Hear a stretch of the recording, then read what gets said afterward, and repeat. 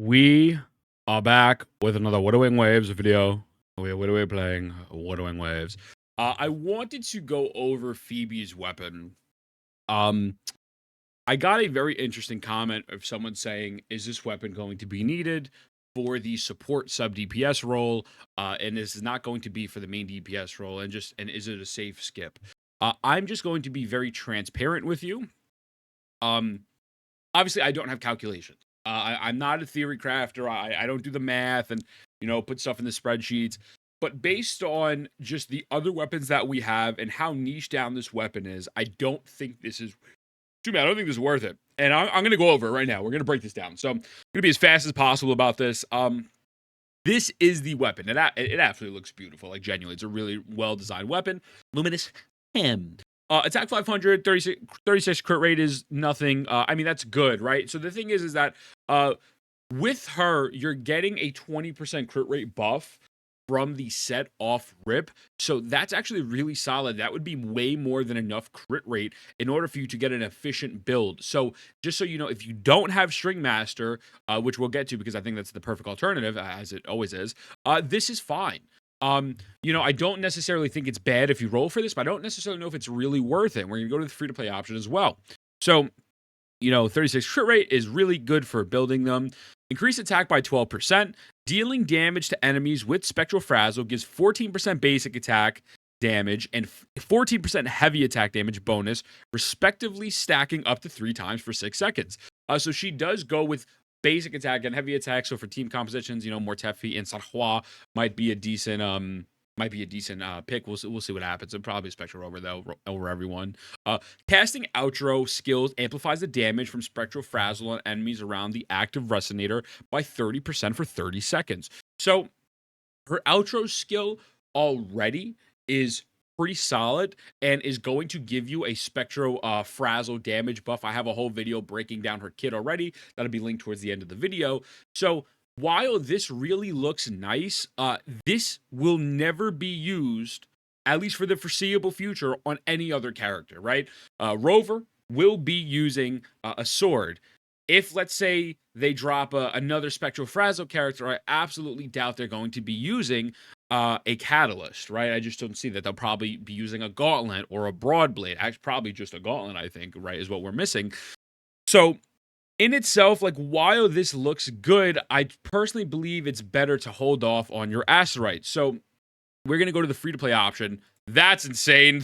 We had the free-to-play option and the other tab, but I closed it because someone's arguing with me on Twitter right now, so I had to put them in their place real quick.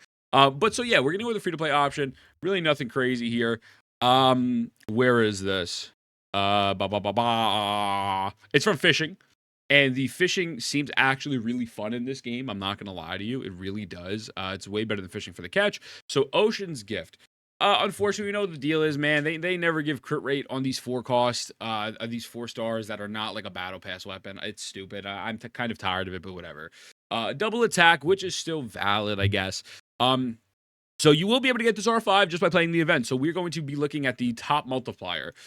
Dealing damage to enemies with Spectral Frazzle, increase the wielder's Spectral damage by 10%, gaining 1 stack per 6 seconds, stacking up to 4 stacks. So they can stack up to 40% extra damage for Spectral Frazzle. So while this doesn't have crit rate, and let's say you don't have Stringmaster, this is still really good because of the fact that if you are running it with Spectral Rover, which is most likely going to be their best in slot unit, especially with their outro skill, even if you're running her as a main DPS, you can apply Spectral Frazzle with the Spectral Rover first, and then swap back to Phoebe, and then be able to still get the enhanced attributes from this without actually running Phoebe in the Spectral Frazzle state. So you could just keep her in the state of, the state of DPS at all times. So this seems really solid. Again, it would be nice to have like 10 crit rate, 15 crit rate, but it is what it is. What can you do? If you roll this, if you are going with this, you have to have really good echoes. You need to have nearly perfect echoes for crit rate, crit damage, etc.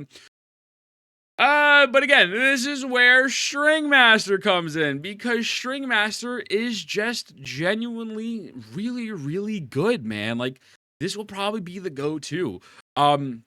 So it has 36% crit rate, 500 damage, attack, I should say.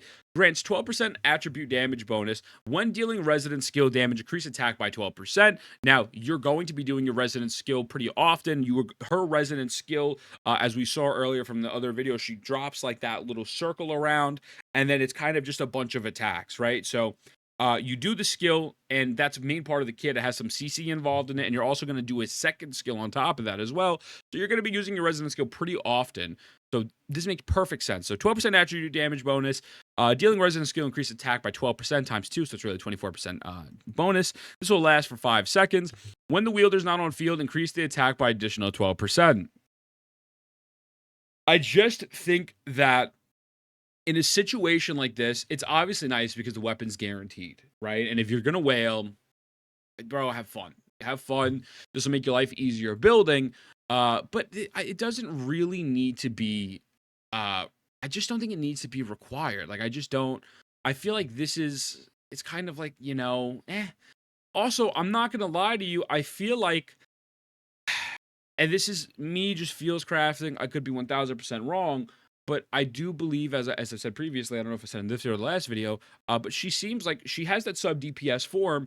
There's probably going to be a DPS coming out that is just going to straight up be better than her, right? She is going to be a part of a different type of DPS unit that can take advantage of that Spectral Frazzle outro, because that outro does a crap ton of damage, and realistically, Havoc Rover, Spectral Rover doesn't really do damage like that, right? So overall, it's most likely going to be someone else. Whether you think that's Zany or whoever, that's a different story. But so I just don't see, I don't see her weapon really being required, especially if it's going to shift over to a backseat role. Like if I show you real quick, I believe this is it. This is her kit. We go back to the outro real quick.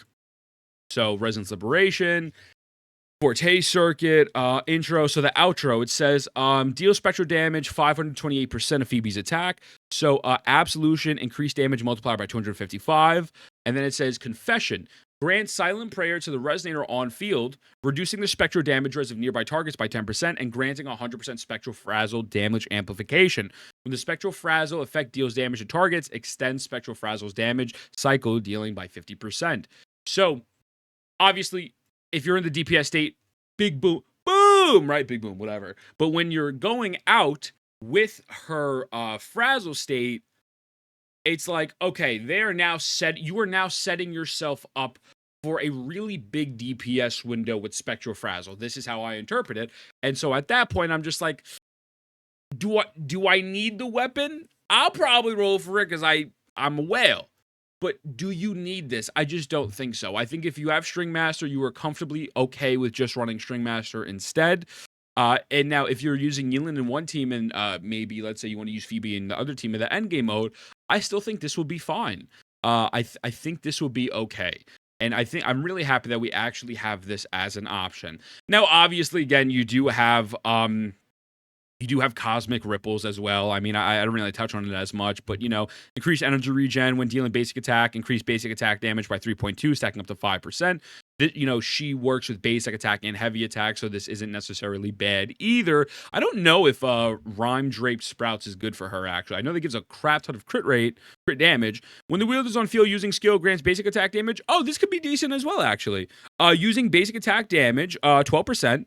Oh, excuse me. Oh my god. Using Resonant Skill grants 12% basic attack damage, stacking up to 3 times for 6 seconds. At 3 stacks or above, casting Outro Skill consumes all stacks, and grants the wielder 52% basic attack damage for 27 seconds. Yeah, I mean, like, this isn't bad. It's a pretty decent stat stick too, 72 crit damage. So you have options. This might not be the best thing in the world. I still think Stringmaster is going to be the GOAT, right? But like just looking at her kit and seeing how I think she will possibly shift into that sub DPS role more comfortably.